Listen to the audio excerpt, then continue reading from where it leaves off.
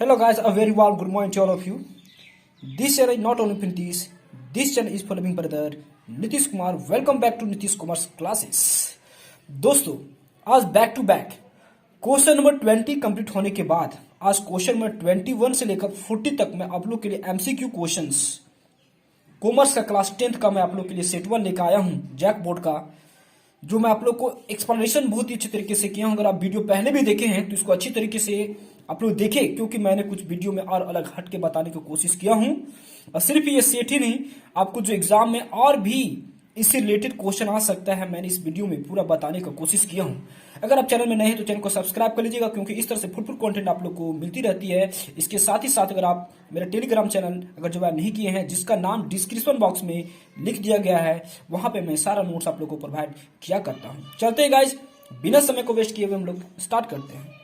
देखिए question number 21 बोल रहा है कि अदत व्यय को लाभ हानि खाता में नाम किया जाता है। अतिथि वेतन अदत व्यय क्या है और आउटस्टैंडिंग एक्सपेंसेस क्या है। मैं आपको बताना चाहता तो आउटस्टैंडिंग जो एक्सपेंसेस होती है ये होती है दायित्व होती है।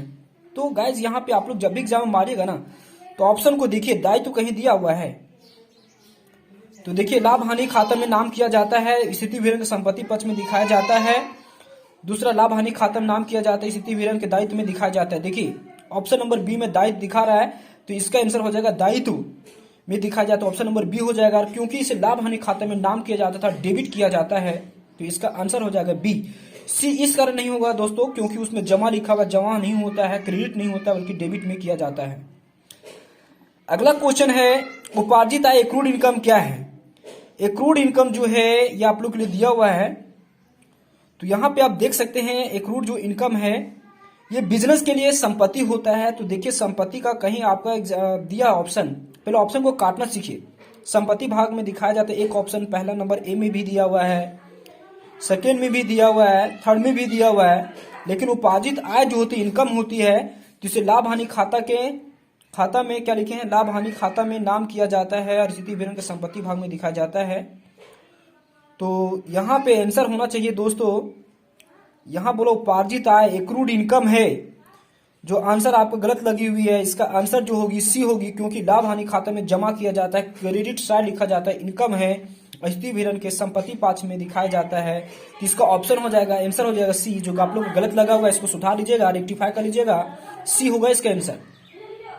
अगला है संयोजन में दी गई अंतिम रहतिया क्लोजिंग स्टॉक, जिसको क्लोजिंग स्टॉक बोलते हैं।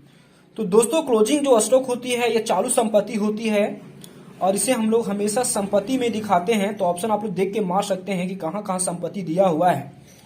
पहला में देखिए दायित्व लिखा हुआ है तो दायित्व वाला कट जाएगा, दूसरा में भी संपत्ति लिखा हुआ है, तीसरा में भी संपत्ति लिखा हुआ है। लेकिन हम लोग जानते हैं कि व्यापार खाता में से जमा किया जाता है, क्रेडिट साइड लिखा जाता है और स्थिति विवरण के संपत्ति भाग में दिखा जाता है। ऑप्शन नंबर बी हो जाएगा, 23 का बी हो जाएगा। चलते हैं 24 आपका क्या दिया हुआ है, 24 जो है बैंक समाधान विवरण बनाया जाता है। किसके द्वारा, बैंक समाधान विवरण जो बनाया जाता है ये बैंक के ग्राहक के द्वारा बनाया जाता है। तो इसका ऑप्शन हो जाएगा 24 का डी। 25 है बैंक समाधान विवरण बनाने के लिए शेष लिया जाता है। क्या लिया जाता है, देखो जब भी हम लोग बैंक समाधान विवरण बनाते हैं, बैंक रिकॉर्ड स्टेटमेंट बनाते हैं गाइज, तो हम लोग या तो रोकड़ बही या पासबुक बहू का शेष से चालू करते हैं। तो 25 का हो जाएगा ए। ऑप्शन और भी दिया हुआ है लेकिन यहाँ पे गलत हो जाएगा, क्योंकि 25 का देखिए ए में आप मार सकते हैं, पासबुक का शेष दिया बी नंबर जो नहीं होगा, सी भी नहीं होगा, तो डी इसका ऑप्शन ए हो जाएगा, है ना। 26 का ए देखिए पासबुक जो है नकल है, फोटोकॉपी किसका है। तो पासबुक आप लोग जानते हैं कि बैंक जाते हो तो बैंक के द्वारा प्रदान किया जाएगा, तो बैंक द्वारा बनाए गए खातों का ये होता है। तो इसका ऑप्शन नंबर हो जाएगा डी। ए नंबर नहीं हो सकता, बी भी नहीं होगा, सी भी नहीं होगा, डी होगा। क्वेश्चन नंबर 26 का हो जाएगा डी। अब चलते हैं क्वेश्चन नंबर 27 की ओर। इनमें कौन रोकड़ बही की विशेषता है, कौन रोकड़ बही की विशेषता है। तो इसमें रोकड़ बही की जो विशेषता है, इसमें नगद और उधार ही दोनों लेन देनों का हिसाब किताब रखा जाता है। दूसरा तिथिवार लेन देनों को लिखने की आवश्यकता नहीं होती है। तीसरा यह सहायक बही और प्रदान बही का कार्य भी करती है। ऑप्शन 27 को हो जाएगा सी। त्रिस्तरीय रोकड़ बही का रोकड़ स्तंभ का हमेशा होता है। क्या होता है, रोकड़ बही जब भी होती है, कैशबुक जब भी होती है ना, तो इसका नाम अधिक होता है, सरप्लस होता है, डेबिट जो होती है वो सरप्लस में आती है, डेबिट तरफ बैलेंस आता है।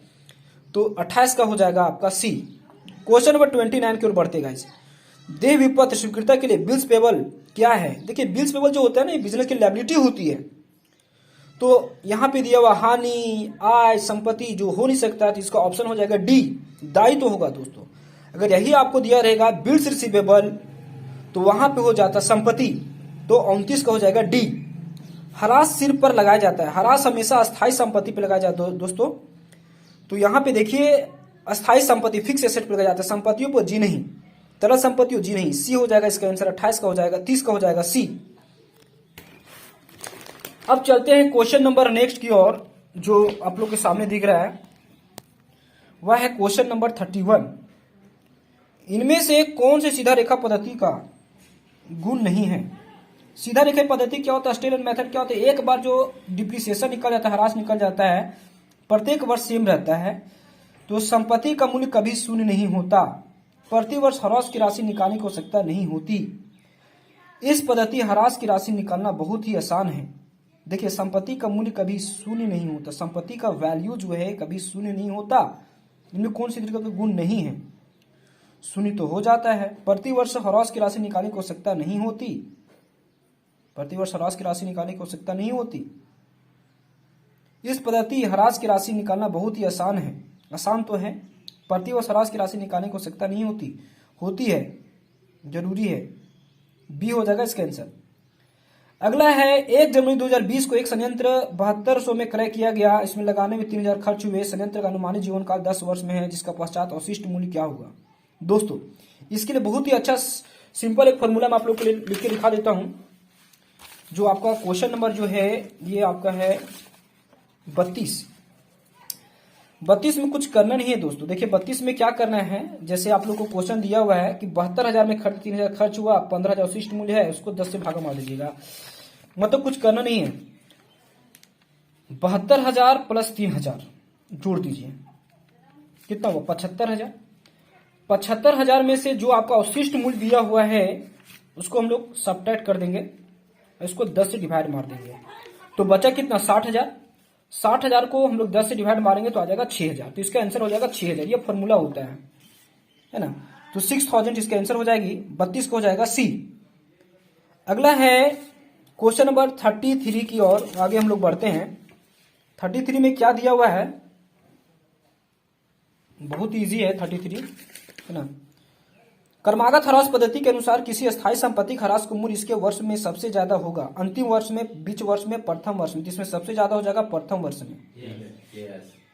क्वेश्चन नंबर 34 जो है आहरण पर ब्याज के संयोजन में यह है, पूंजी में जोड़ा जाता है, पूंजी में घटाया जाता है, पूंजी में जोड़ा जाता है, पूंजी में घटाया जाता है, पूंजी में जोड़ा जाता है, लाभ हानि खाता में नाम किया जाता है। तो इसका आंसर हो जाएगा आपका, देखिए आहरण पर जो ब्याज होती है तो उसको पूंजी में जोड़ेंगे, पूंजी में घटाया जाता है, पूंजी में जोड़ा जाता है, लाभ हानि खाता में नाम किया जाता है। देखिए इसका दोस्तों जो आंसर जो होगी, तो पूंजी में तो जोड़ा जाता है, लाभ हानि खाता में नाम किया जाता है, पूंजी में जोड़ते हैं, लाभ हानि खाता में नाम किया जाता है।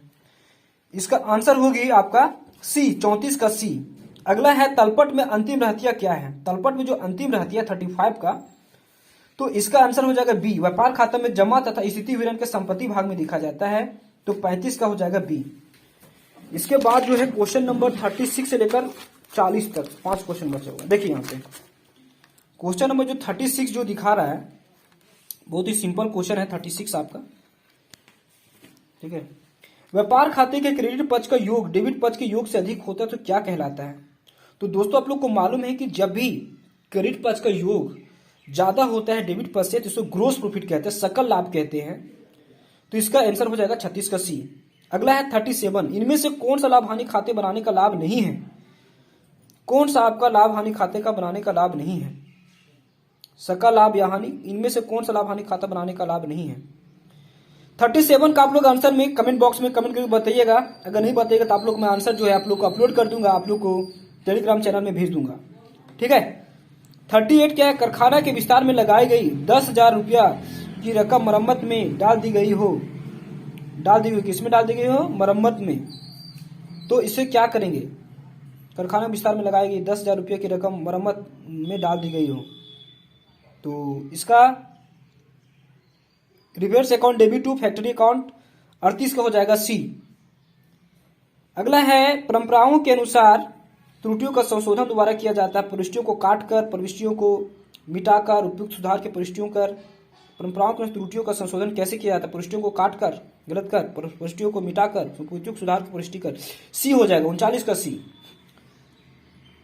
अगला है प्रारंभिक रहतिया 15,000 दिया हुआ है, 25,000 भाड़ा है, साकल लाभ दिया हुआ है। तो पूछे अंतिम स्टॉक की गणना कीजिए। बहुत ईजी है दोस्तों, इसके लिए देखिए आप लोग कुछ करना नहीं, मैं आप लोग के लिए रफ करके बता दे रहा हूं कैसे इसका आंसर मैं लाया हूं 14,150।